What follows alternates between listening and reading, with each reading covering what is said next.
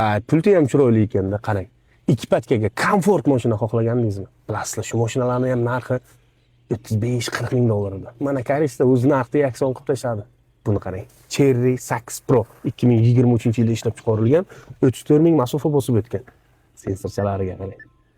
Komfortda odamzod uchun yaratilgan mashinada siz yuribsizda. Mana buni olsangiz bo'ladi, buni olib qarasangiz, Trekkerning narxiga. Trekker ham zo'r mashina, lekin bunday komfort Trekkerda mavjud emasdi.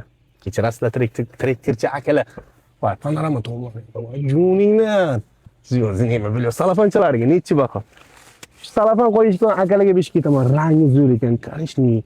Va haqiqatan ham Monradin narxini auksion qildik. Endi uni onlayn ko'rsatsam sizlarga.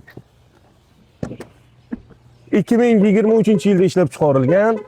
Kraskalari absolyutno toza desak bo'ladi, lekin bir joyga lak sepilgan ekan. Faqatgina lak dedilar, yana ko'rib tekshirib olasizlar. Endi mashinaga baho berishni boshlaymiz. Motor holatlari zo'r. Akamiz yurdirganlarmi, lekin mashincha yomon emas. Kapotda ham tosh bitta, ikkita, uchta tosh tekkan ekan. Rangchasi ham noodatiy. Noodatiy ranglarni yoqtiradigan odamlar uchun maxsusda. Voy joningni.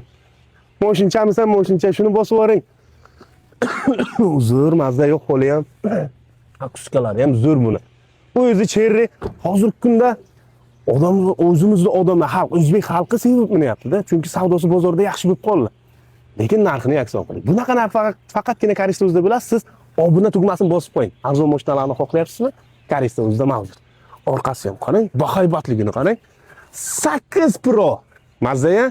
Endi mana orqa bagajini qarang. 7 kishilik oilali, farzandlari chug'ur-chug'lar ko'p bola bo'lsa, gidikchalarni orqaga o'rtasiz, o'tdagi onaxonlarni yo oldagi onaxonlarni mindirish kerak. Toqqan biron joyga ketaverasizda, bironta tadbirga ham. Narxini qarang. 21.200 dollar yana savdosi bor. Eshikdan lak sepilgan ekan, yana ko'p tekshirib olasiz. Hadovoy motor korobka egalaridan chiqqan so'zni man sizlarga yetkazib beryapman. Like bosib egalariga telefon qilasiz. Sog' bo'ling.